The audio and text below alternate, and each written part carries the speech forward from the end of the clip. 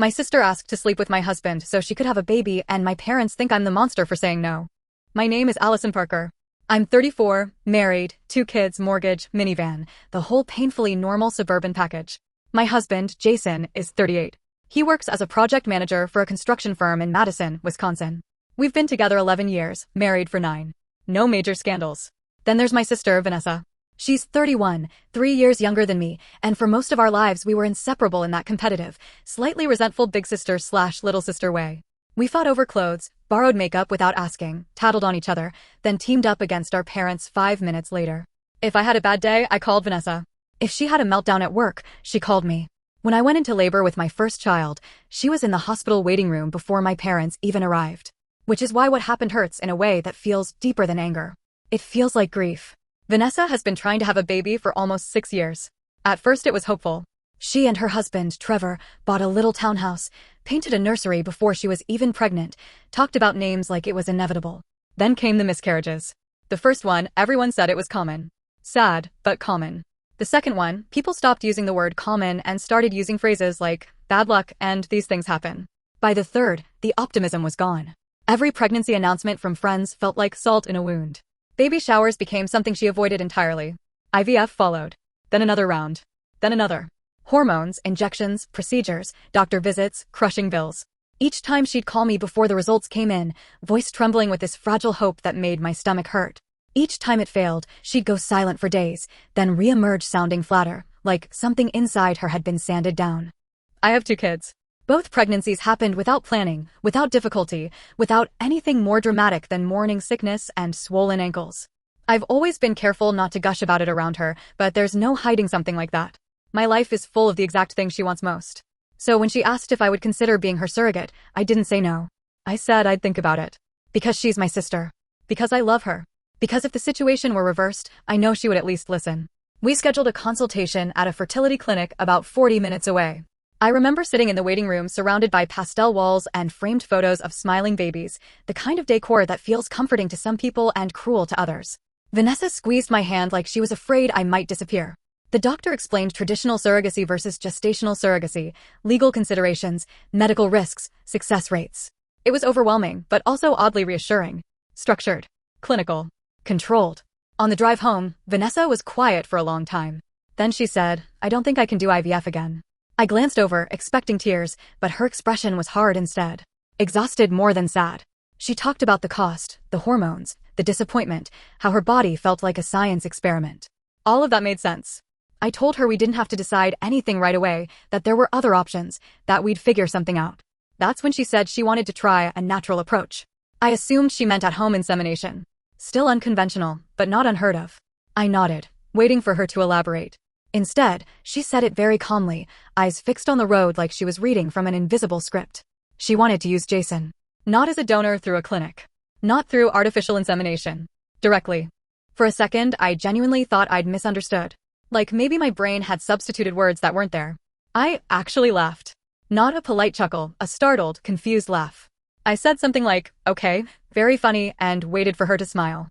She didn't. She kept driving, hands tight on the wheel, voice steady in that eerie way people sound when they've practiced something over and over in their head. She explained that since I already had children with him, we knew his genetics were good. That it would be cheaper. More natural. Higher chance of success. She emphasized that she wasn't attracted to him, that it wouldn't be romantic, that it would just be until conception. As if the absence of romance made it better. My mouth went completely dry.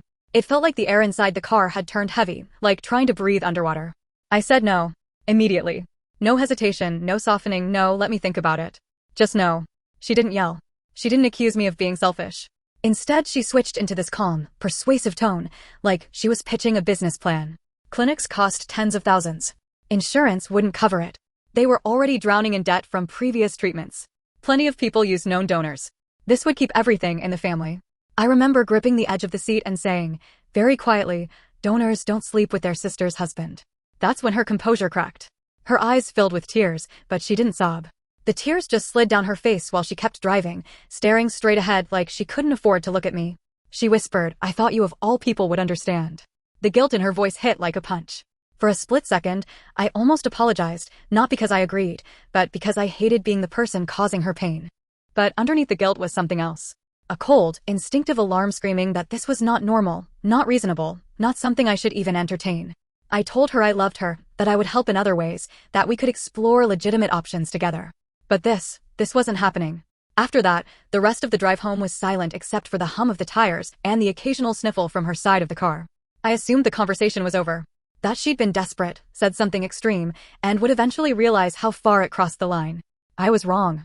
Because a few weeks later, she brought it up again, not privately, not gently, but at a crowded family dinner where saying no would make me look like a villain.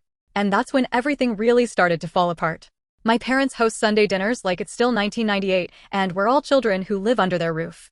Same dining table, same heavy casserole dishes, same expectation that everyone shows up unless they're actively dying. That night felt normal at first.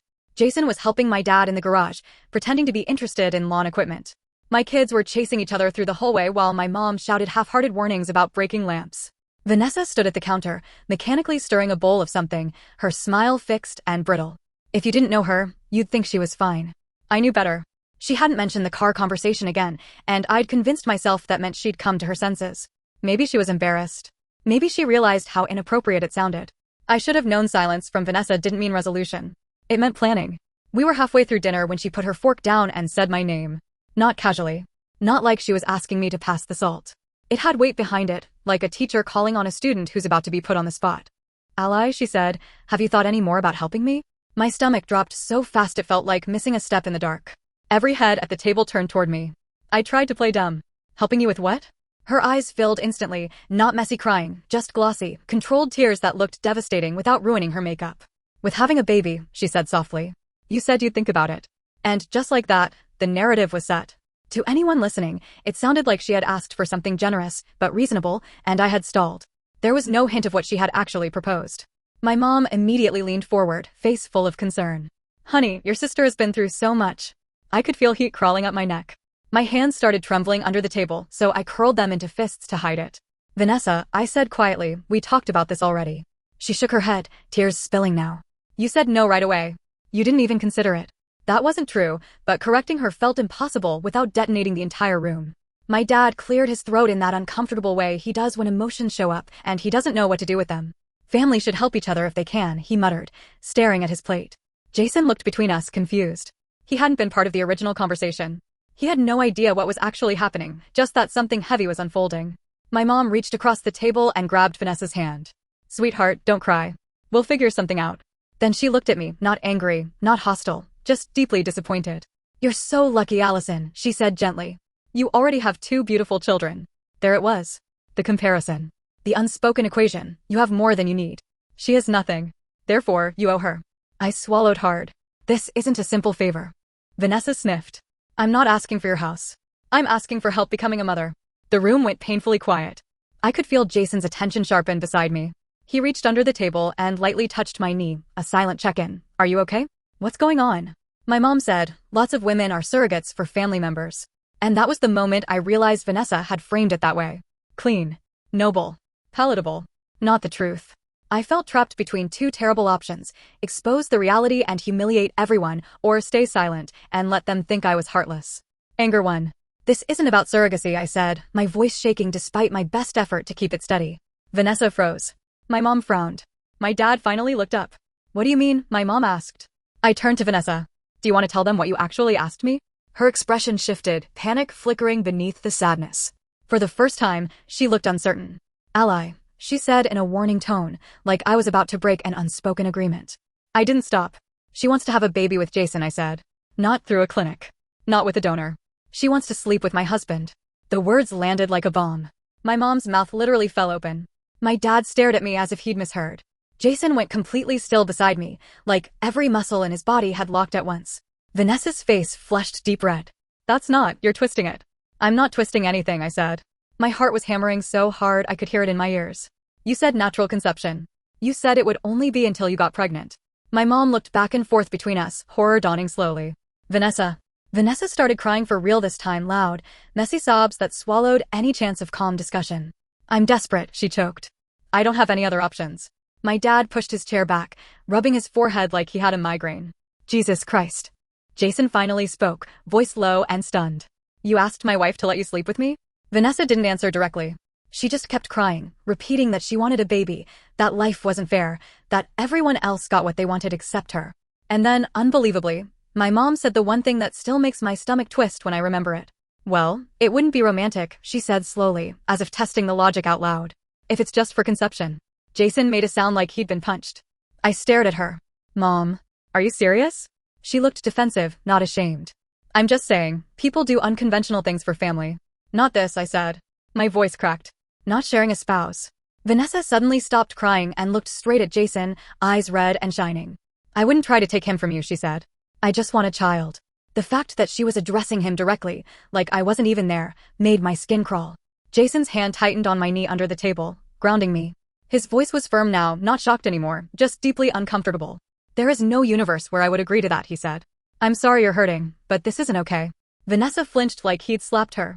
My mom sighed heavily, like we were all being difficult children. No one is saying it has to happen right away. Maybe everyone just needs time to think. I couldn't believe what I was hearing. Time to think about what? Whether my marriage was negotiable.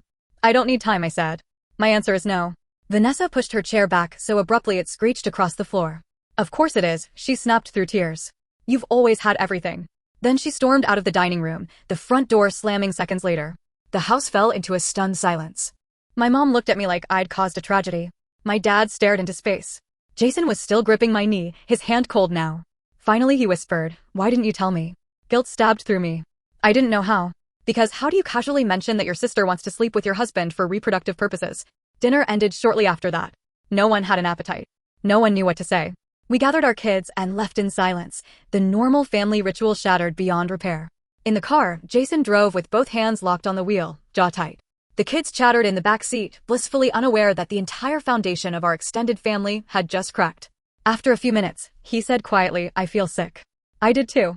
But I had no idea that this wasn't the worst of it. Because Vanessa wasn't done asking, and next time, she wouldn't go through me at all. For a few days after that dinner, everything went eerily quiet. No calls. No texts. No passive-aggressive Facebook posts from my mom. Nothing. At first, I thought maybe the shock had forced everyone to take a step back. Maybe they realized how far things had gone. Maybe Vanessa was embarrassed. Maybe we'd all just pretend it never happened and slowly drift back to something resembling normal. I should have known better. Vanessa has never been the type to retreat permanently. When she wants something, she circles back. Softer voice, sadder eyes, different angle. 3 days after the dinner, Jason came home from work looking unsettled. Not angry. Not confused. Just deeply uncomfortable in a way I had never seen before. He dropped his keys on the counter and stood there for a second like he was deciding whether to speak. "What?" I asked, already feeling dread pool in my stomach. He hesitated. "Your sister messaged me." My heart dropped straight into my shoes. "What do you mean, messaged you?" "On Instagram. Then by text." I felt a flash of cold anger so sharp it made my hands shake. I had told her no. Clearly. Publicly. There was no ambiguity left to exploit. So why was she going around me? What did she say? I asked. Jason pulled out his phone, jaw tight, and handed it to me. The message was long. Way too long to be impulsive. She had clearly spent time crafting it. She started by apologizing for putting him in an uncomfortable position. Then she said she respected him as a husband and father. Then she explained, in disturbingly clinical language, that what she was proposing was a purely biological arrangement. She emphasized she wasn't attracted to him. She emphasized it wouldn't be emotional. She emphasized it would only happen until conception. Then came the part that made my skin crawl. She had outlined a schedule. Ovulation windows. Frequency. Privacy considerations. Even a line about how she would avoid disrupting our marriage as much as possible. I felt like I was reading instructions for assembling furniture, except the furniture was my husband. My vision blurred. I had to blink hard to focus on the screen. "She sent this to you directly?" I asked, my voice sounding distant even to my own ears. Jason nodded once. I didn't reply. Good. I blocked her. Relief washed through me, but it was tangled with something darker, violation maybe. Like someone had broken into our home and rearranged things without permission. "She thinks I poisoned you against her," I muttered. Jason let out a humorless laugh. "Did she really think I'd go behind your back?" That question hit harder than he intended. Because the fact that she had tried meant she either believed he might, or didn't care if it destroyed our marriage in the process. I sank into a kitchen chair, suddenly exhausted. "This is insane," I said quietly. Jason sat across from me, leaning forward, elbows on his knees. "I feel like I need to apologize to you," he said. "Why?" "Because I'm even part of this conversation." Something in my chest tightened painfully. I reached across the table and took his hand. "You didn't do anything wrong." He squeezed my fingers. "It still feels violating." That was the exact word I'd been searching for. Nothing had happened. No physical line had been crossed. But the mere fact that she had tried to negotiate access to him like he was a resource instead of a person made everything feel contaminated. Over the next week, the silence ended, but not in the way I hoped. My mom started calling again. At first it was cautious, checking in about the kids, pretending everything was normal. Then the conversation would drift back toward Vanessa. She's not doing well, Mom would say. She's barely eating. Or, she's devastated. She feels like she lost her last chance. Every sentence carried the same underlying message. This is your fault. One afternoon, she finally said it outright. I just don't understand why you couldn't compromise. Compromise. I pressed my fingers to my temple, fighting a headache. What compromise are you imagining? Well, she hesitated, like she knew she was stepping onto dangerous ground. Maybe something less direct. She already went behind my back to contact Jason, I said flatly. That door is closed. Mom sighed heavily. You're being very rigid. Rigid. Like this was a scheduling conflict, not a moral boundary. Meanwhile, Vanessa had started telling her version of the story to anyone who would listen. Not the real version. The sanitized one. Relatives began reaching out with vague messages. Heard you and your sister are having a rough time. Family is important, honey. I hope you can find it in your heart to forgive. No one mentioned what had actually been asked. Because they didn't know. To them, I was just the cold older sister refusing to help an infertile woman in pain. I considered setting the record straight. Telling everyone exactly what she had proposed. But every time I imagined saying the words out loud, at a family gathering, over the phone, in a group chat, I felt physically ill. It felt like airing something obscene. So I stayed quiet. And the quiet made me look guilty. The tension seeped into our marriage too, not because Jason blamed me, but because the situation was impossible to ignore. My phone buzzing with my mother's calls. The awkwardness of blocking my own sister. The way we both avoided certain topics because there were no good answers. One night, after the kids were asleep, Jason said, we might need to step back from them for a while. From my whole family? At least from the situation, he said carefully. It's not healthy. I knew he was right. But hearing it out loud felt like admitting something permanent. They'll say you're controlling me, I said. He gave me a tired half smile. I think they already do. We ended up going low contact. Fewer visits. Shorter phone calls. Holidays suddenly became too busy this year. It wasn't dramatic. Just a slow retreat. Vanessa stopped coming to family events entirely. My mom said she was too heartbroken to be around us. My dad avoided the topic like it might explode if touched. Months passed like that, strained, quiet, unresolved. Then one afternoon, out of nowhere, I got a text from a cousin I barely talked to.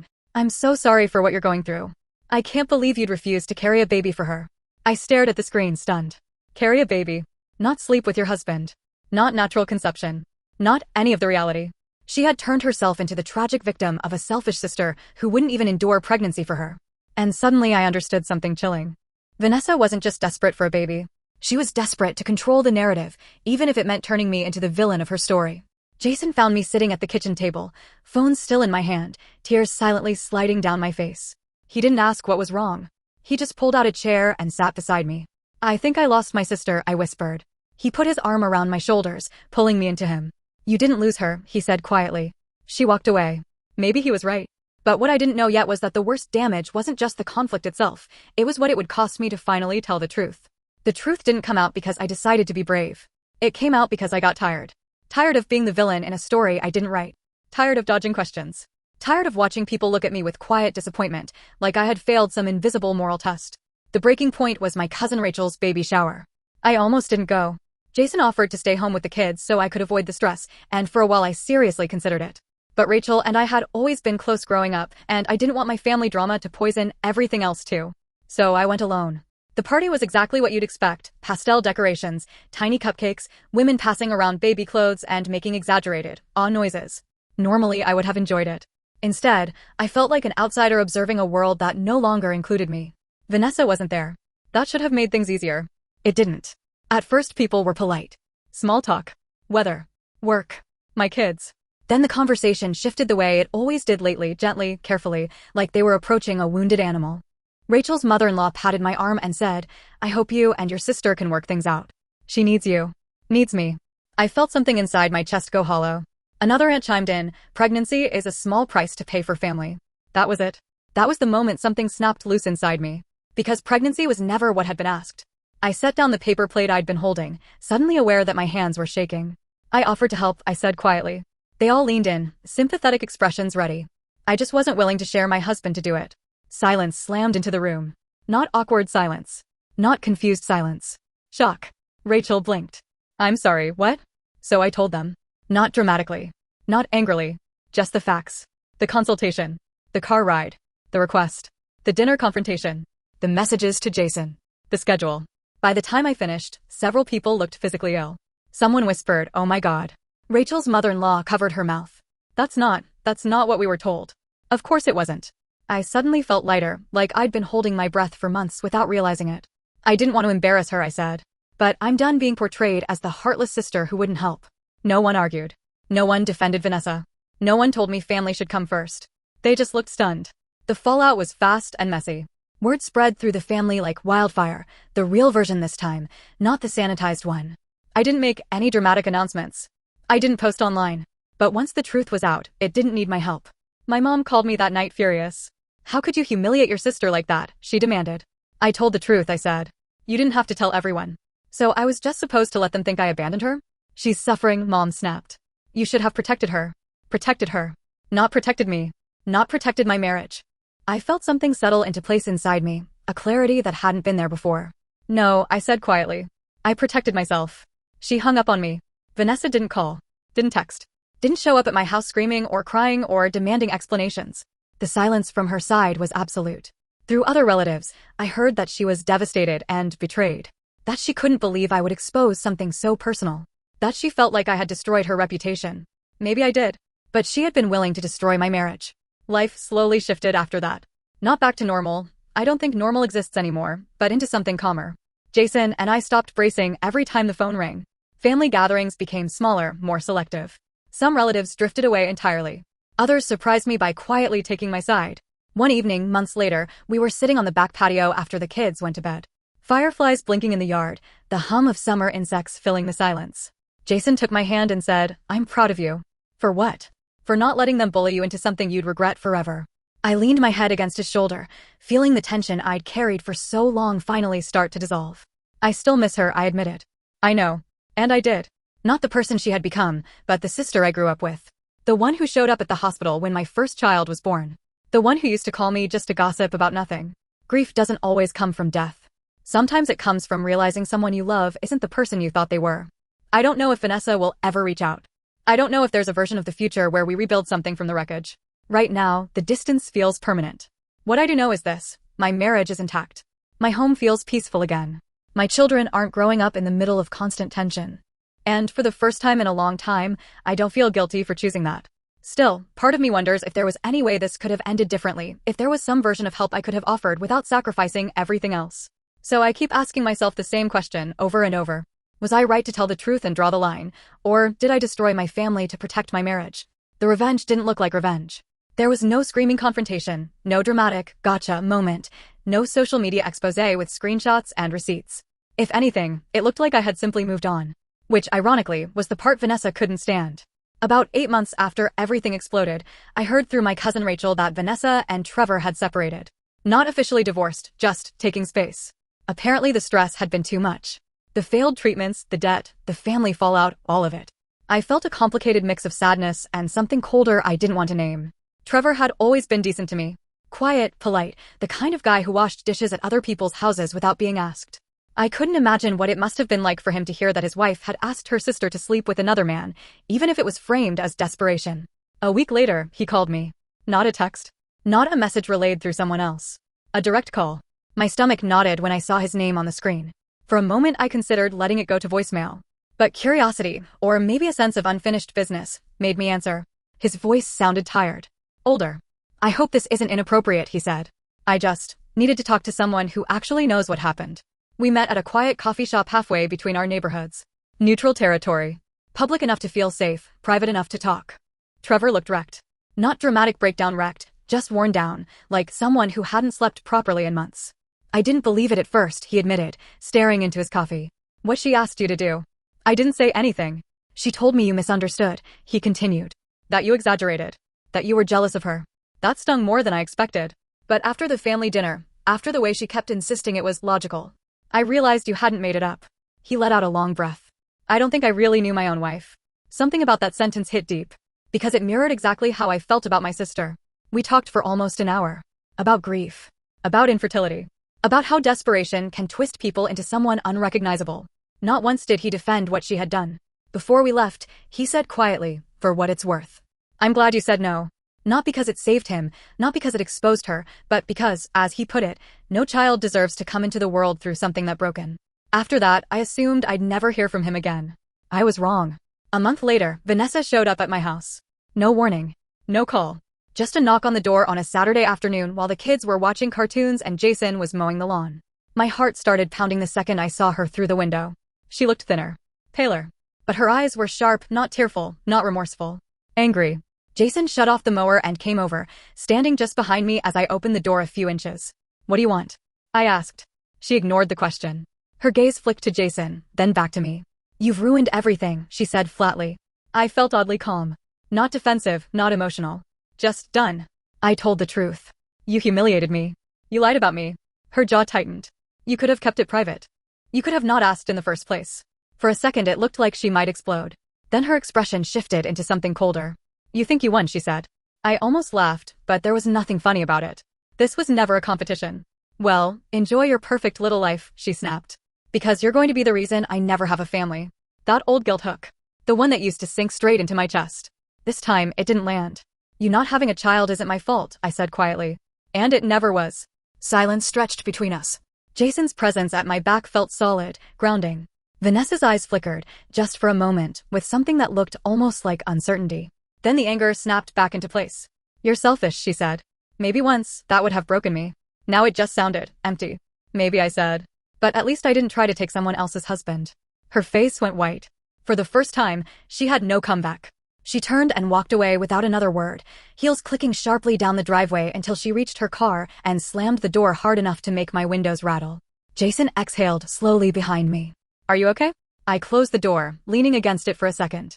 "Yeah," I said, surprising myself with how true it sounded. "I think I am." And that was the moment I realized what the real revenge had been all along. Not exposing her. Not arguing. Not winning the family's approval. It was refusing to carry her guilt anymore. Vanessa had tried to make me responsible for her happiness, her future, her identity as a mother. For months, I'd believed that narrative enough to feel like the villain. Now I didn't. Life moved forward after that. Quietly. Peacefully.